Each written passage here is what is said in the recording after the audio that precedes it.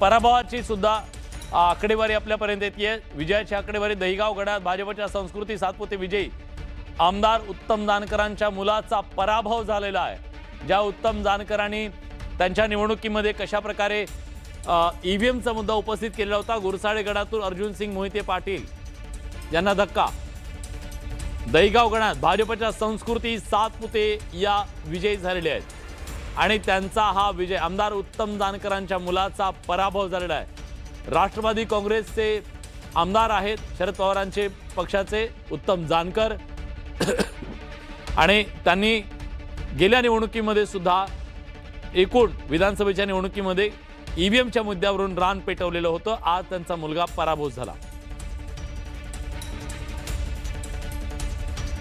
पुढची अपडेट आपण बघणार आहोत सांगलीवरून कृष्णा काठावरून आपण काय बातमी समोर ते बघूया। कृष्णा काठावरती आपण बघतोय सध्या आकडेवारी भाजप 10 जागांवर आघाडीवरती आहे, शिवसेना 2 जागांवर, राष्ट्रवादी 3 जागांवर आघाडीवर बघायला मिळते। तुतारीला मात्र अजून आपलं खातं इकडे उघडता आलेलं दिसत नाहीये आणि काँग्रेस जर बघितलं तर सध्या 1 जागेवर आपल्याला आघाडीवर बघायला मिळते। इतर जे आहेत त्यांना सुद्धा अजून आपलं खातं उघडता आलं नाही। मात्र भाजपाची जी संख्या आपण बघतोय, भाजपाची जी आकडेवारी बघतोय ती आपण 10 जागांवरती सध्या आघाडीवर असल्याचं सध्याचं चित्र आहे।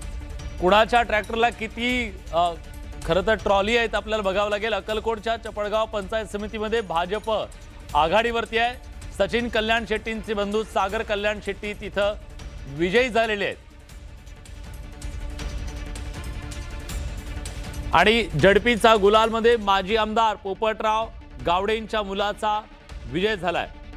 बघा बहुतांश हे आमदारांच्याच कुटुंबामध्ये सगळे लोकप्रतिनिधी उद्याचे तयार होत आहेत। भाजपचे राजेंद्र गावडे टाकळी हाजी जिल्हा परिषद गटातून त्यांचा विजय झालाय।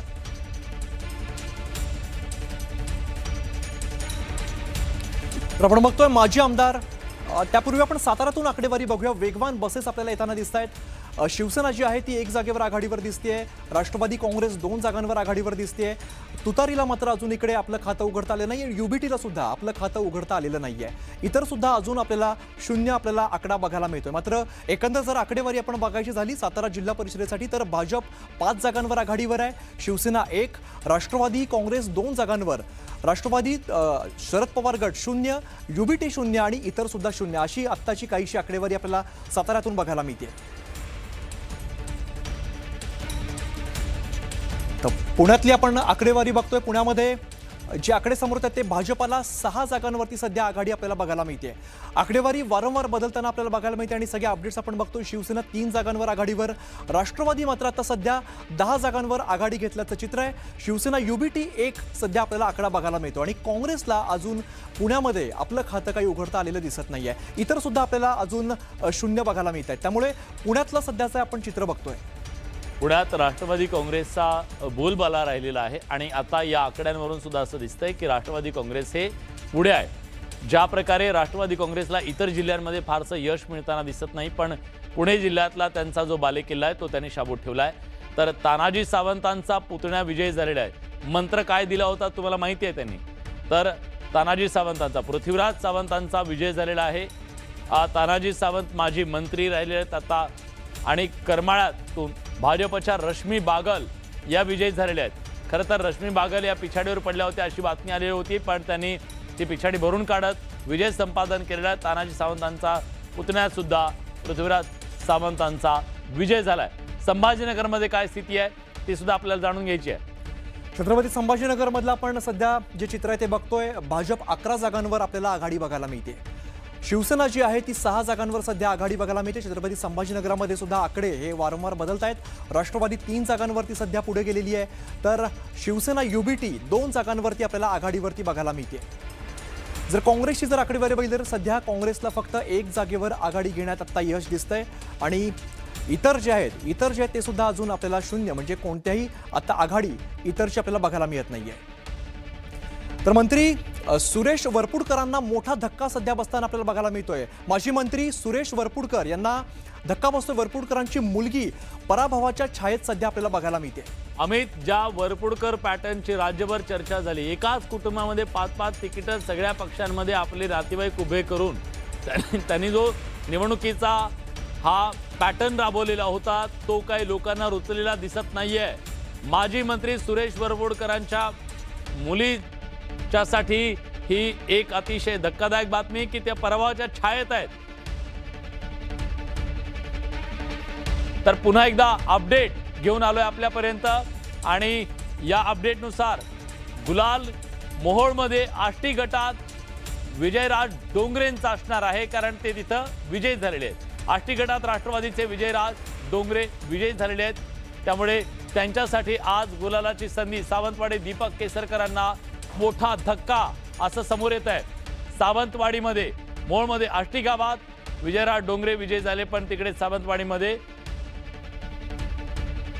धक्का नेमका काय आहे तो आपल्याला जाणून घ्यावा लागेल. पण परभणीमध्ये जाऊया. परभणीमध्ये आपण बघूया परभणीमध्ये काय चित्र आहे. भाजप 4 जागांवरती सध्या आपल्याला आघाडीवरती बघायला मिळते. शिवसेना 2 जागांवरती आपल्याला सध्या आघाडी दिसते, तर राष्ट्रवादी 6 जागांवरती आघाडी मिळवण्यात यश येत आहे, तर शिवसेना युबीटी सध्या 4 जागांवरती पुढे आहे. काँग्रेस जर बघितलं तर काँग्रेसला 2 जागा आता सध्या आघाडीवरती बघायला मिळते. परभणी जिल्ह्यातली सगळी आकडेवारी आपण बघतोय.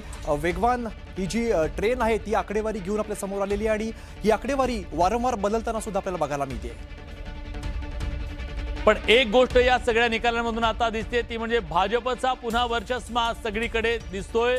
माढा तालुक्यातल्या मानेगाव गटात पृथ्वीराज सावंत हे विजयी झाले. तानाजी सावंतांचे पुतणे पृथ्वीराज सावंत विजयी झालेले आहेत. सत्ताधारी महायुती पुन्हा एकदा या निवडणुकीमध्ये विजयाच्या दिशेनं घोडदौड करते असं दिसतंय आणि त्यामुळे सत्ताधाऱ्यांना सत्तेचा असेल किंवा त्यांच्याबद्दलच्या विकासात्मक बाबींचा असेल तो या निवडणुकीत फायदा झालेला आपल्याला दिसतोय.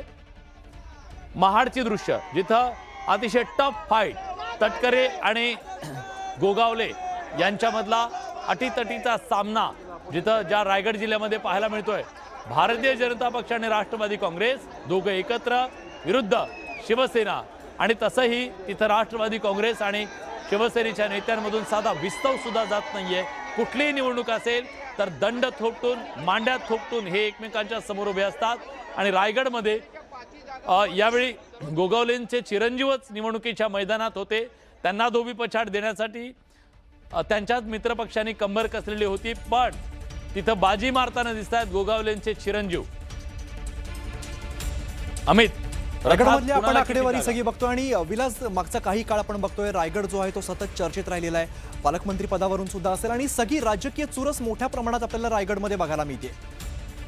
सध्याची आकडेवारी जी आपण बघतोय ती रायगडमधली आणि इकडे एकंदरीतच जल्लोष जो आहे तो खरं तर हे सगळे कार्यकर्ते आपल्या एकमेकांच्या सोबत असतात, बरोबरीने असतात आणि जसा जसा कल समोर येतोय, विजय झालेला समोर येतोय, तसा तसा जल्लोष आपल्याला सुरू झालेला बघायला मिळतोय. मोठ्या प्रमाणात कार्यकर्त्यांची गर्दी आपल्याला महाडमध्ये बघायला मिळते. मोठ्या प्रमाणात हे सगळे कार्यकर्ते जे आहेत ते जल्लोषाच्या तयारीत आपल्याला बघायला मिळत आहे.